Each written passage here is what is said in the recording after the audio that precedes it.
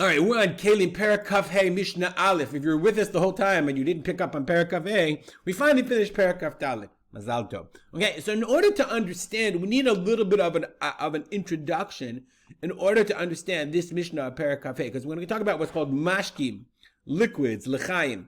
Now, the rule of liquids is fundamentally different than the rule of solids, or of what we call ochel, food, or Keilim, or vessels. Okay, I'm going to be lucky sitting at my kitchen. So as we're speaking now, I'm an av hatuma. I've been in a room with an avi avot hatuma. So I'm an av hatuma. So if an av hatuma touches a kli, an av can make it a rishon l'tuma. So this bottle is a rishon l'tuma. Even though it was just made, I touch it, it becomes a rishon l'tuma. Now if this rishon l'tuma touches food, ochel or keilim, so normally it doesn't do anything. It makes it what's called the sheni, but only if this is truma. But if this is chulin, which it is, right? Touches it, nothing happens. Okay, rishon can't do anything. My rishon touches the towel still stays in nothing. That can't become a rishon. Of course, I touch the towel, so what are you going to do? Okay, now the second rule is if I have an ochel or keilim, that's a rishon. That's what we said. That's one for food, okay, and two for a kli. But the rule is very different. The Chachamim were much more machmir, much more stringent when it came to mashkim, to drink.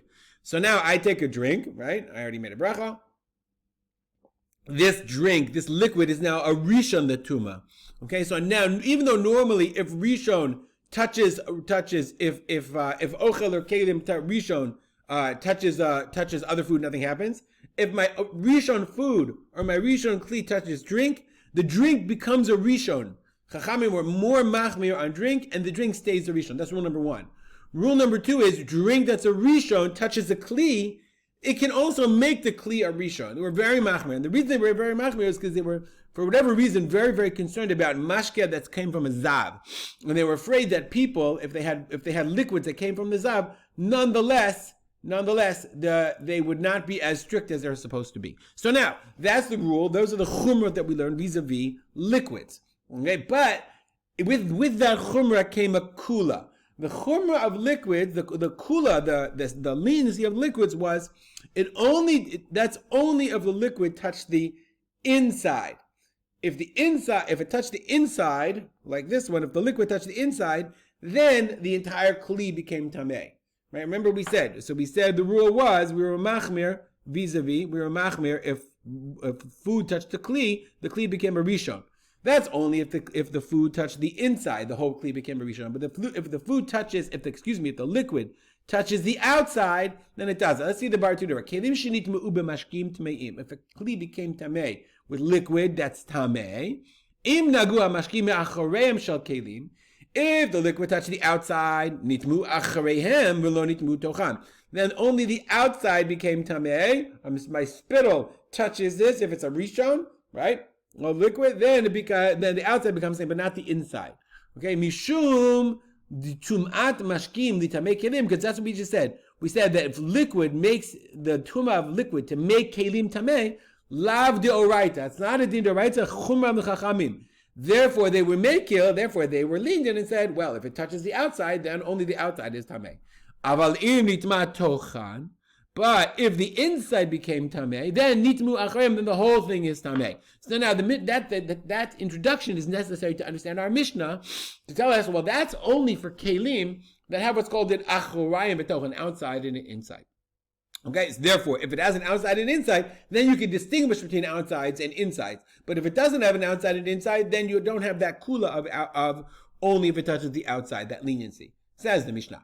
Kol kelim. All kelim, yesh lahem acharayim batoch, okay, or that have, we're going to say, yesh lahem acharayim batoch, if they have an outside and inside, then we apply the rule of acharayim batoch, outside and inside, to the rule of mashkim tmeim, liquid mashkim, so that if he only touches the outside, only the outside is tamei. Kagon, like karim, pillows, ksatot, blankets, okay, remember the pillows and blankets, you stuff them, they have an outside and inside. They have sakim, sacks. The martzufim are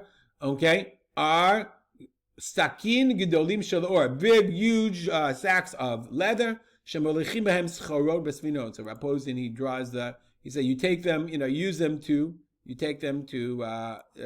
somehow you use it for carrying, transporting goods.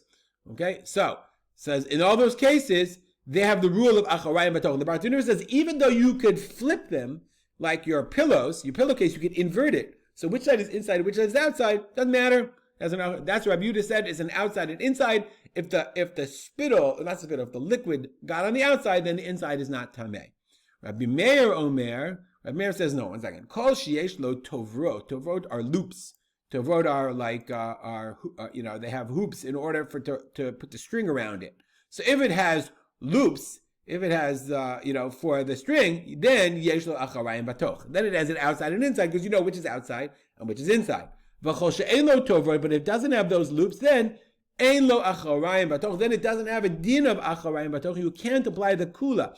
Meaning, if you have a normal pillowcase without an outside and an inside, essentially you have a zipper or whatever. That'd be an interesting case of what the loops are. Doesn't matter, whatever. If a regular pillowcase and the liquid touches the outside, so Rabbi Yehuda says, sorry, you could just invert it. That's outside and inside. If it had loops, if it had a way of knowing which is the outside, then you could say, then it would have acharayim batoch, this rule of outside and inside. Hashulchan ve'adul paki, the table, and the dul paki, remember, is a small table. Yesh lam acharayim batoch divrei Rabbi Yehuda. Rabbi Yehuda says they have an outside and an inside. They have a top and a bottom. So they have the rule of outside and inside, and therefore, I guess if the liquid touches the top, then the liquid touches the top, then the bottom would not become tameh. I think the Bartenura says the opposite. He says, Rabbi Yehuda says, Kevan de panam mishupim mechalakim, since the front, the top is mishupim, it's sanded and smooth, okay, or hapanim, I don't know if it's sanded, but it's whatever, it's finished. Hapanim ma'im nidonim tocho, that's the inside, so the top is the inside. And I guess if the liquid touches the bottom, it'd be the outside. That's Rabbi Yehuda. Rabbi Meir says Ein Lacharayim. Rabbi Meir says it's a table. There's no top or bottom. V'chein tavla she'ein la lizbeis. Same as it's true is a tavla is a tray that doesn't have a lizbeis. It doesn't have a lip. If it has a lip, it has an inside and an outside. But if it doesn't have a lip, Rabbi Meir says it does not have an outside or an inside. Okay, so we learn the rules of ochel and keilim. We learn the chumrah, the strictness of the mashkim, and then we learn the din of acharayim batoch, inside and outside. We'll stop here. Dedicate our learning to memory of my father, Harav Simcha ben Yitzchak Kalman. Know somebody who wants to join the Mishnah Yomit? Share Mishnah Yomit, bit.ly.daily Mishnah. Share alike. Make it a great day.